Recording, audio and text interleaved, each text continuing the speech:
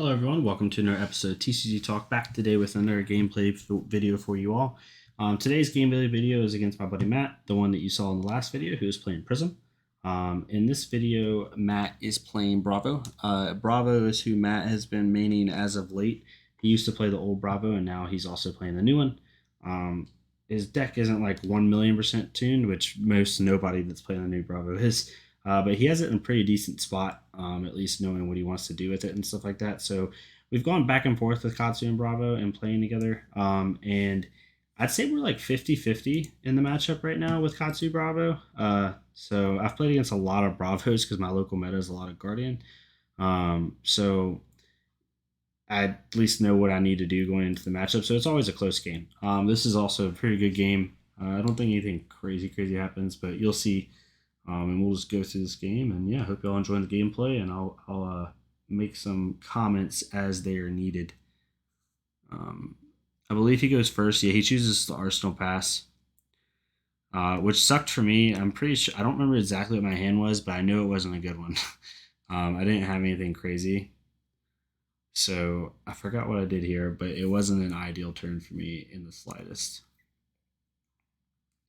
My main game plan with Bravo in this matchup is to try to take tempo early, right? I'm really trying to push damage. I'm really, like, even more so than Katsu already does, right? Like, Katsu obviously wants to tempo the game out. Katsu wants to, make the opponent commit cards from hand, but with Bravo, it's even more important.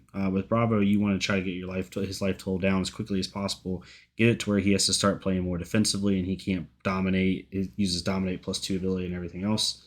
So early in the game, you'll see me make some plays that probably weren't the best plays, looking back on them now, but it was just me trying to push damage, right? So you'll see here, he blocks with the new Stalagmite, which is a really good card, really good shield. It forces me to get a Frostbite, so I have to use a resource in order to play Whelming Gustwave. So he blocks the second Gadachi, takes the third, and I Snapdragon here. Now I'm going to pause it for a second. This was the wrong play, 100% the wrong play. But again, I'm trying to push damage. I'm trying to force cards out of his hand, and I'm trying to push like tempo, right? So I Snapdragon Whelming because I want to play McGinty Release that I have in my hand for 5 go again. But I have only no cards in hand now, or yeah, no cards in hand, or 1 card in hand maybe. No cards in hand. So I'm basically banking on the fact that McGinty's going to hit, so I can go get Lord of Wind. And I completely misplayed it.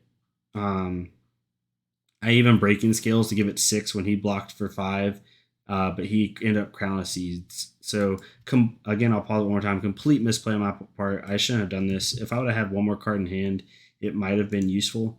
But since I didn't have a card in hand and he was able to Crown of Seeds and do easily block all the damage out, it was just a really bad play on my part. So we live and we learn though. It's just me, like, in the heat of the moment. We had played like 4 games at this point, so, me just not making the proper play at the proper time. Definitely should have held it. I normally don't like the Snapdragon unless it's for Snatch or for even an Enlightened Strike maybe or something like that, or when I'm going to get a really big combo off. But I was just trying to push damage.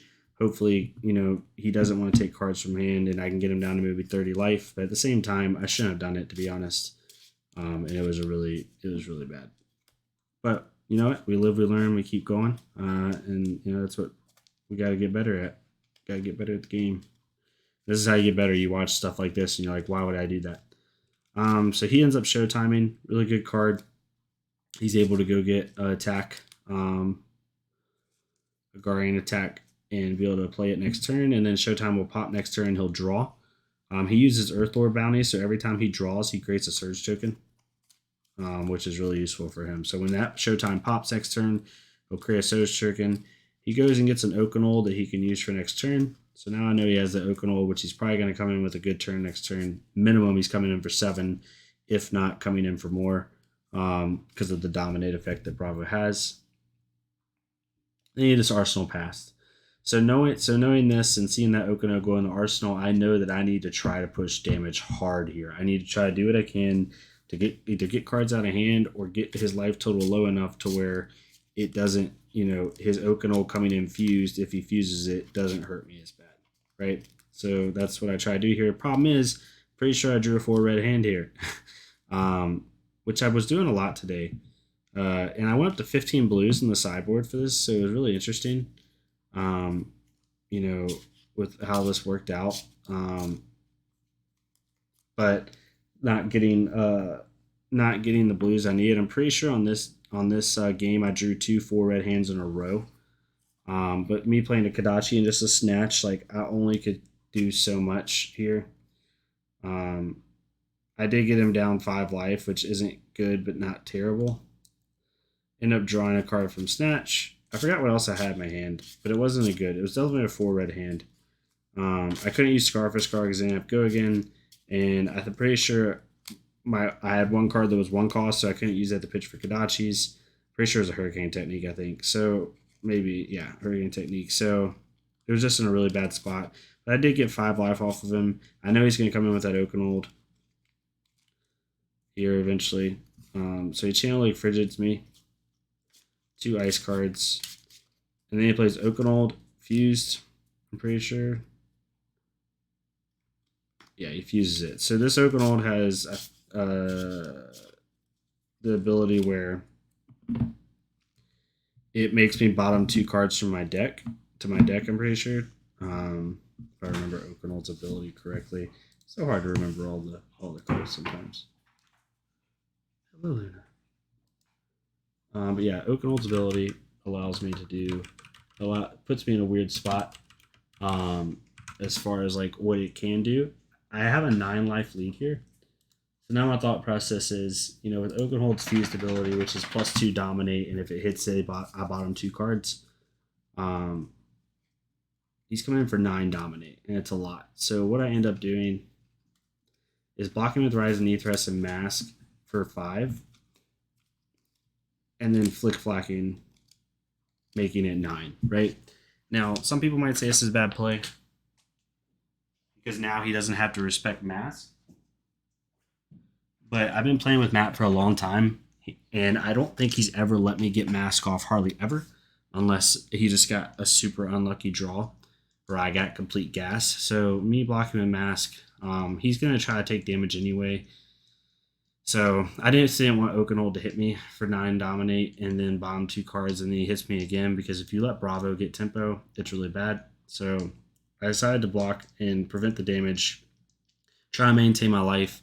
It gets a good Oakenold out of his deck, so I don't have to worry about that threat anymore. And with the new Bravo, what I've learned is you can stall them out a lot. When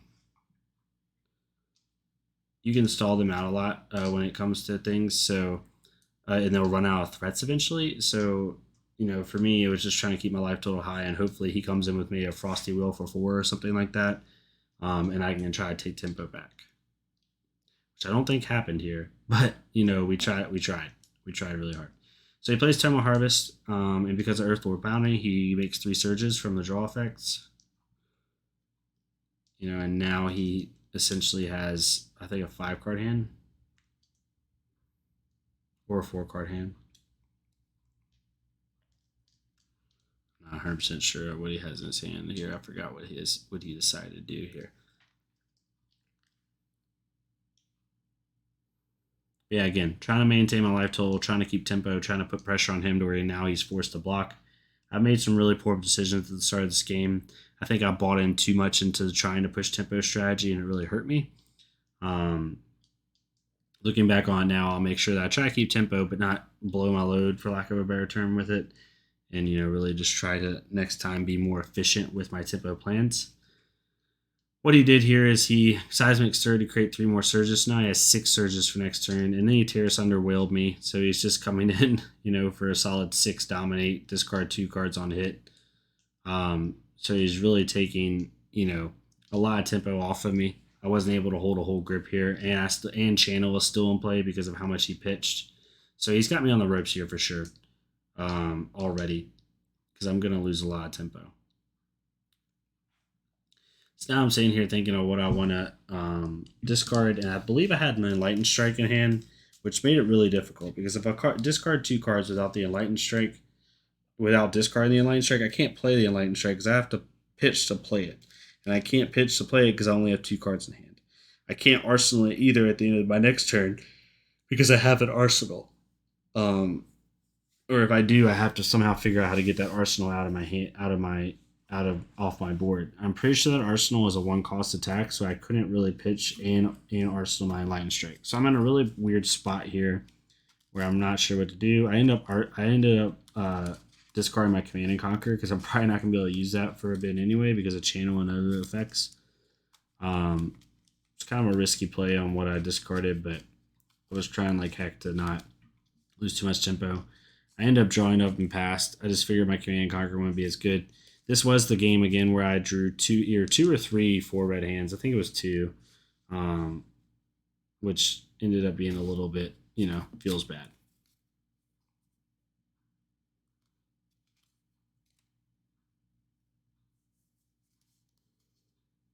So now he goes in here. He has 6 search tokens to play with, which really puts me in a bad spot. Trying to figure out how I'm going to deal with this. He basically can attack with anything for free, for the most part, with the exception of a couple different attacks. But for the most part, in an Oaken, in a Bravo kind of like new build, there's not a ton of those type of high attacks, except for maybe Crippling Crush and Pulverize. But a lot of the other attacks he can definitely play with pretty much paying nothing.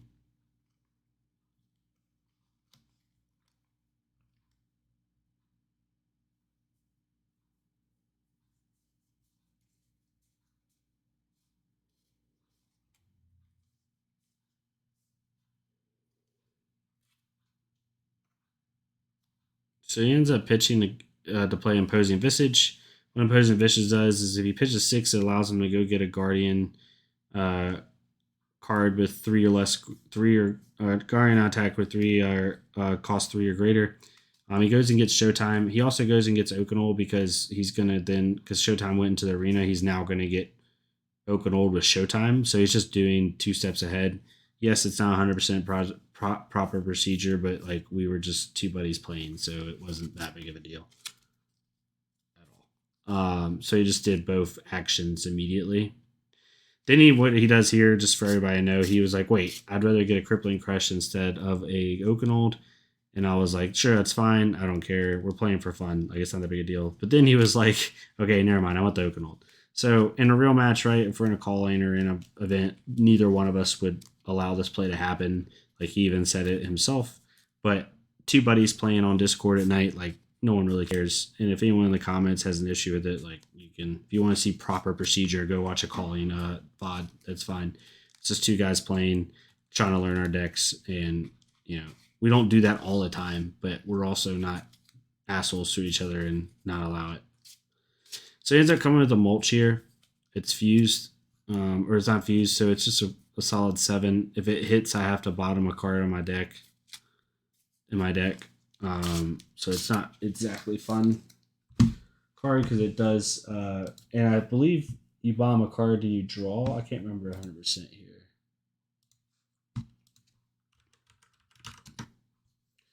Yeah, if it was fused, if it hits a hero, put a card from their arsenal on the bottom of their deck. I don't believe it was fused though, so we're good on that. But now he has me at 28 life, but I have been able to keep my hand here. So even though he did all that and he did go get an Oakenol, and I know he has a good threat coming up next turn potentially, I do know that at least I have a little bit of a turn here with nothing else. So I end up playing the leg tap line off of a Heart and Cross Trap. Again, this is me trying to take tempo. Every 100 Katsu games I play, I never use Heart. I use Heart and Cross Trap for something other than surging, like one time, right? But for this, I was really trying to take tempo back, and I really wanted to keep all my cards in hand. So I ended up using Heart and Cross Trap on leg tap to try to be able to get off a really good line. So some people disagree with it, and that's fine. But at this point, I was frustrated not getting tempo, so I wanted to try to take it back. So that way I could play the Enlightened Strike for 7 on top of that. So I had a 20 tempo and a Enlightened Strike and a leg tap. So if I don't Heart and Cross Trap there, I have to pay to play leg tap or pay to play 20 tempo, and then I can't play my Enlightened Strike, right? Or I play Enlightened Strike first for 7 and then Arsenal one of those cards. I could have done that, but I'd rather try to eke 11 damage out and try to push a little bit of damage, which I ended up doing. He took it. So I ended up, not doing too bad there. It basically was a 7 for 6 damage trade. So I ended up winning in the damage category there. So he plays another Channel Lake Frigid. This is really taxing my hand at this point. Trying to figure out, how I'm gonna get past all these channels. Not exactly, ideal, but we try to work past it as well as we can. However, he oak and old and fused again. So we're a little bit in trouble here. But this is the power of Bravo. This is the power of the new deck. It can do really well. It's just a solid deck right now. It can do a lot of different things and create a lot of weird spots for your opponent. But it does need cards. The key when you play this new Bravo is you need to try to take cards from hand as much as humanly possible. If you can't take cards from hand, then he can keep his tempo, and it just doesn't bode well for you. So you want to try to take as many cards from hand as you can. So I have a 2-card hand here, I believe. Yeah, 2-card hand here. I'm just trying to eke through a little bit of damage. Without Mask, he's going to 9 times out of 10 let the Kodachis go. He actually didn't let that second Kodachi go. And then I played Blackout Kick, see if he would, it's been stuck in my hand for a little bit, so I ended up playing it. Did go down 19-19. He took the damage. Mask, obviously, you want to keep in play, but when you don't have Mask, people tend, I don't know at a high level, but at, mid-level or our level, people tend to take the damage more. Sometimes that can play in your favor, depending on how the game state is, to be honest.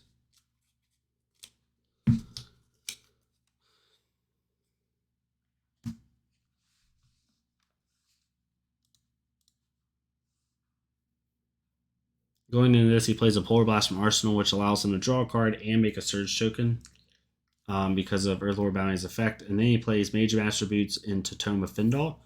So here he's drawn 3 cards. He's going to make 3 Surge tokens total. And,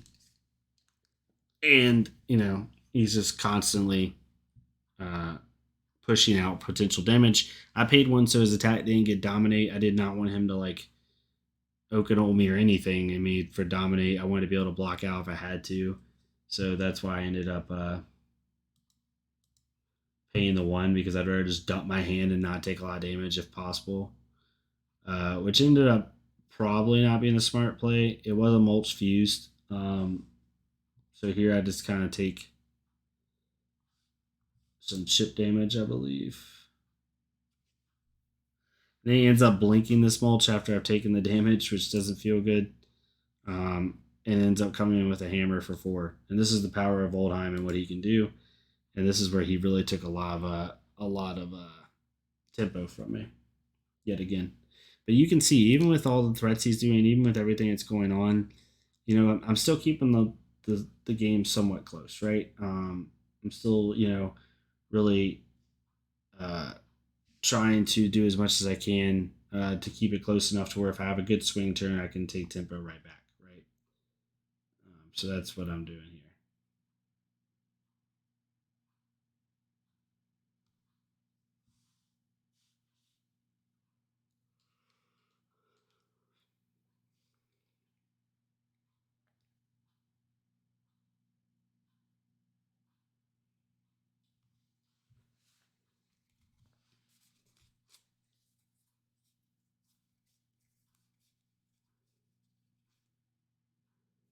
So here he has 3 surges to play with. He does Seismic Stir to make another 3 surges for next turn. He's just consistently being able to make sure his attacks aren't costing a whole lot from turn to turn. Seismic Stir is a red, and it does cost to play, but it gives you consistently good swing turns, or at least makes it manageable. It's definitely a card that some people say you shouldn't use, some people say you should. It really depends.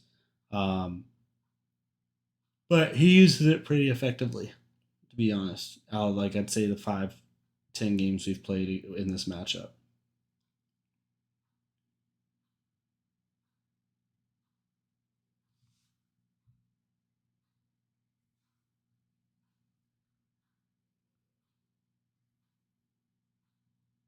Both of us have played against each other a lot too. So some of these hands, we're talking to each other, but we're also it's a little bit of mental mind games with me and Matt at this point. We played against each other a lot, so we kind of know each other's play styles and what each other is trying to do on certain turns. So it definitely takes more time for us to do some things because of that.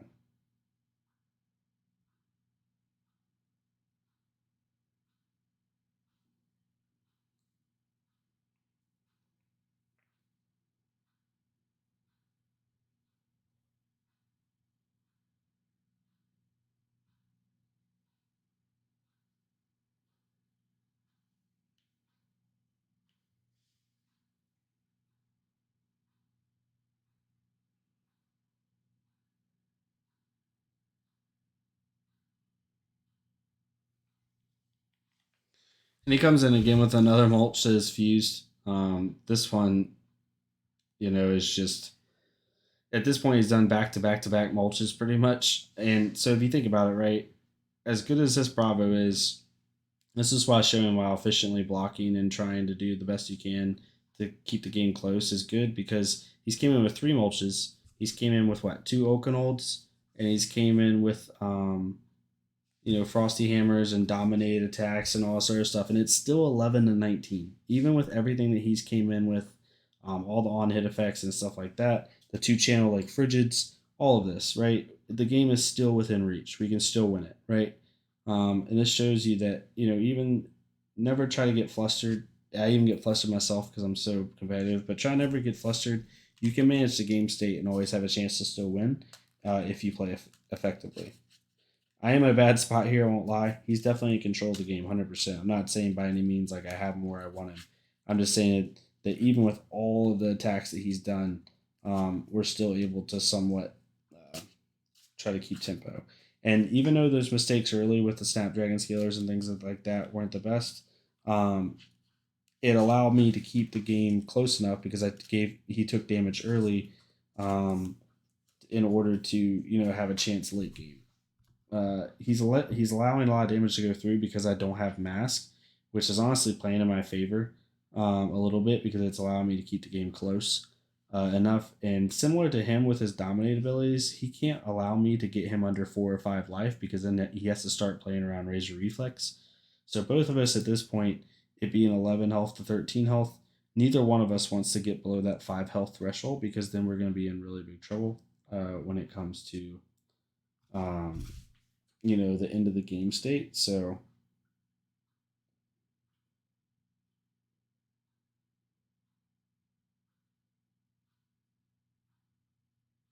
So here he has three surges he can use.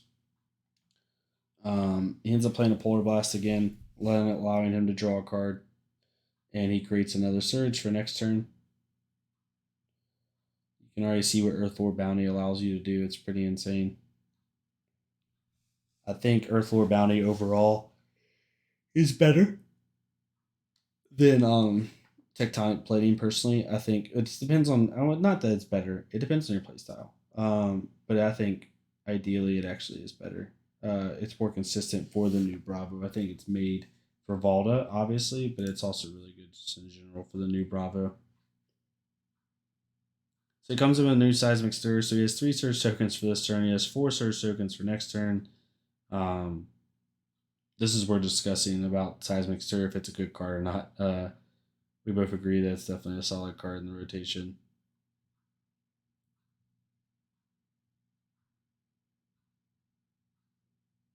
Again, two buddies, two guys just talking back and forth. So apologize if the play's slow at times.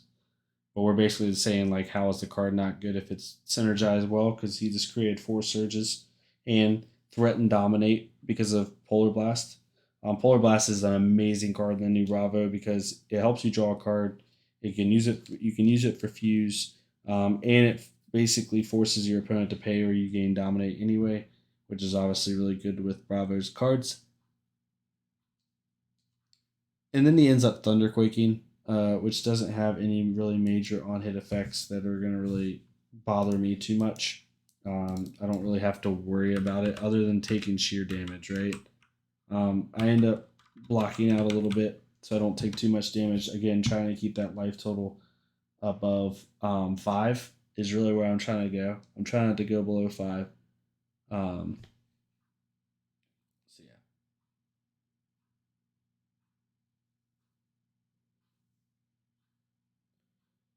And then I end up just crouching in the surging strike. I'm trying to rip a card from hand from him, but I can't do it. He really won't let me. He wants to keep his arsenal. He has 4 surges. He's just gonna come back and try to kill me on this turn or come close. Um, I'm pretty sure he takes a risky turn here to try to um, try to do something kind of crazy. So he ends up playing Electrify from Arsenal. We both talked about that. Electrify is probably not the best card for this deck. Excuse me. It's probably not the best card for this deck, but he was just trying out some new stuff. Again, we're both using experimental builds for sure.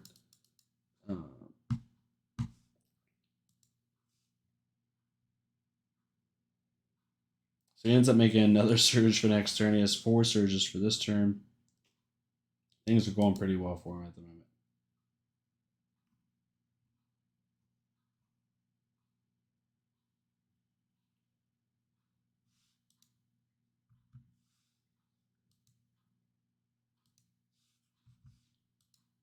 And then he ends up doing another Thunderquake.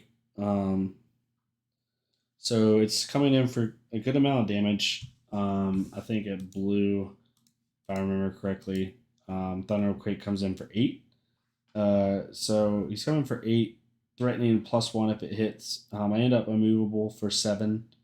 So I take 2 down to 5. So now I'm in kind of a scary territory. I kind of had to do that. And I'll show you why in a second. We'll show at the end of the match why I was in such a bad spot. But I basically had an Arsenal pass here.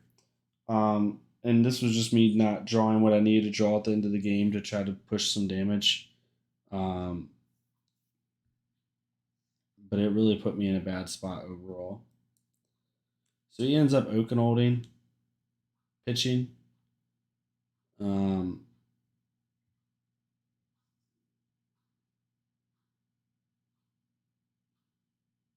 I don't believe he fuses here. I think it's just for a vanilla 7. And again, this is me deciding if I can take a little bit of damage. I think I end up blocking 6, taking 1, so I keep a 2-card hand and try Kadachi and just keep poking him. The one thing he could have done maybe a little bit better if he wanted to is Crown of Seeds more to prevent my Kadachi damage that I'm trying to put in here and just whittle him down. But he ended up not doing that as much, which it's his playstyle. He's putting really high power attacks into his arsenal, so he's probably not wanting to cycle those out, is my guess. He plays more of a tempo Bravo where he's trying to attack more. Yeah, overall this is where we're at. So we have 1 card in arsenal. He's taken 1, so now it's 4 to 6. He's kind of a weird spot now too, where he has to choose if he wants to take 4 and go down to 2 and possibly Kadashi lock himself, or should he value block here? So he ends up value blocking and blocking out for 4. He blocks out the surging line altogether.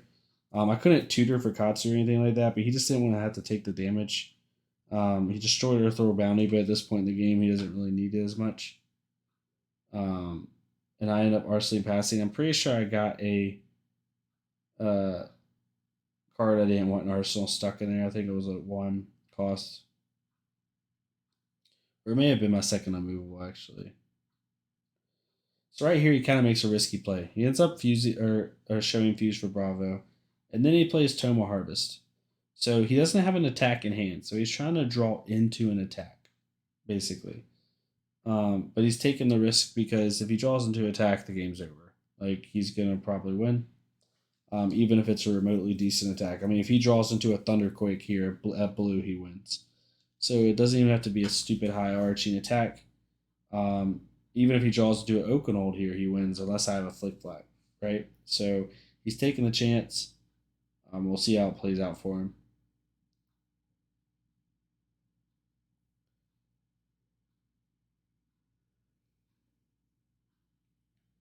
So he ends up Pulse of Candle holding here to put 2 attacks back on top of his deck. Just because he really didn't have a better play at this point.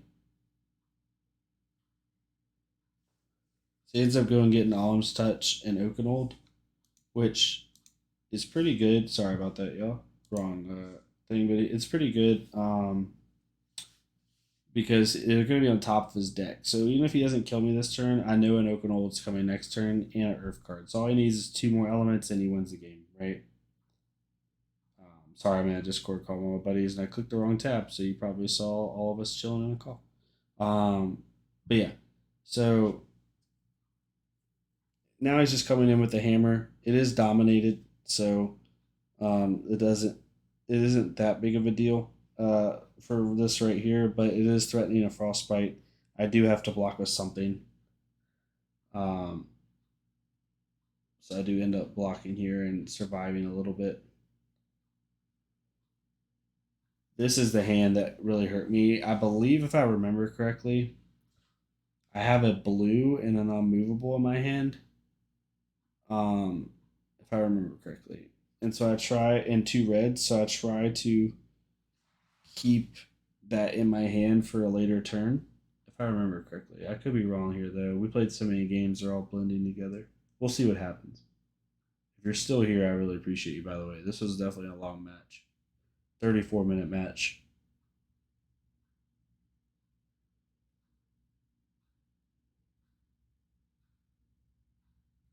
So he accidentally just drawed one extra card there, but he didn't see it, so he just put it back. Again, no worries for me. It didn't bother me at all.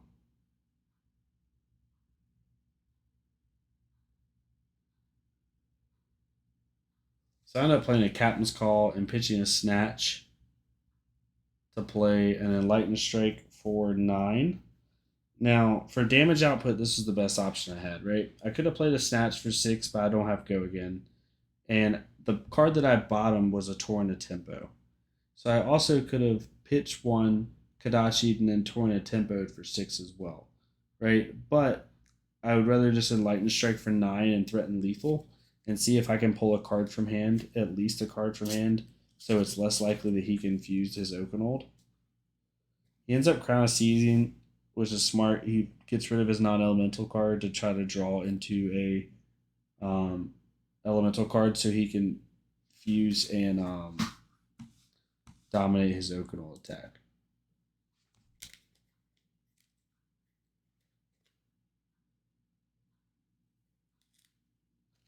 So looking through here, he's just trying to figure out what he wants to do.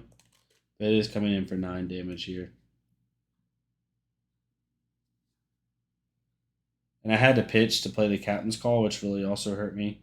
Because I could have, if you want to give me a Frosty Whale, and I would have been threatened lethal, I could have easily captain's called, given snatch go again for 4, and then enlightened strike for 7, which would have been really nice. But I couldn't do that because of the frostbite, so it really hurt.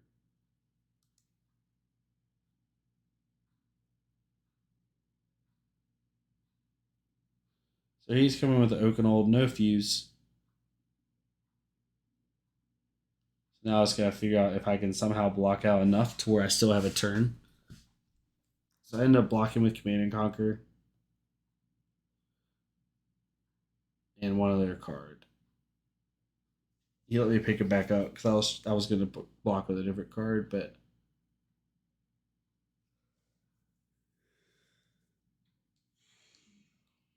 and this is where I make the mistake. So I have an unmovable in my hand. I'm pretty sure with a Command and Conquer and a yellow and another red. So I have 3 reds and a yellow. One of my reds is unmovable. So I end up pitching, or I had a blue, a red, I blew an unmovable, a Command and Conquer, and another card. So I ended up pitching the blue to unmovable so I don't take any damage. The problem is I only have a 2-card hand with Command and Conquer, so it's not really good. What I should have done is I should have pitched, I should have blocked out with everything and Arsenal the unmovable, and I would have had it for this upcoming turn, and it wouldn't have been that bad. So I should have fully blocked out all my regular cards and then Arsenal my unmovable, but I ended up not doing that. This is the mistake I made. And then right here, he ends up dominating me for with Glacial Footsteps and ends up winning the match.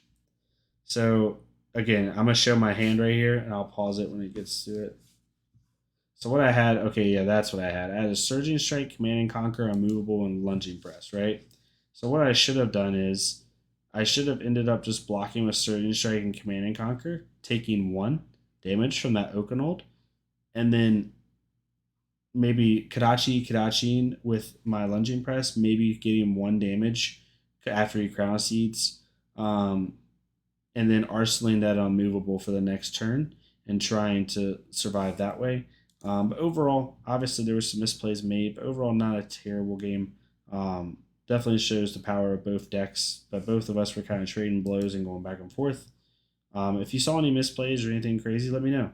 I'm trying to get better like anybody else. No one's perfect, but yeah. Hopefully y'all enjoy this gameplay. Hopefully you're enjoying the gameplays. If you aren't enjoying the gameplays, let me know too. I'll stop doing them. But I'm trying to record a couple a week for you all so you all can understand how these games go. Yeah, hope you all enjoyed the video. If you did, please leave a like, comment, subscribe. If not, go to Nerd Flesh My Career, do the same thing for them so we can get more people seeing this game. And yeah, I'll talk to y'all next time on TCU Talk. Thank y'all so much.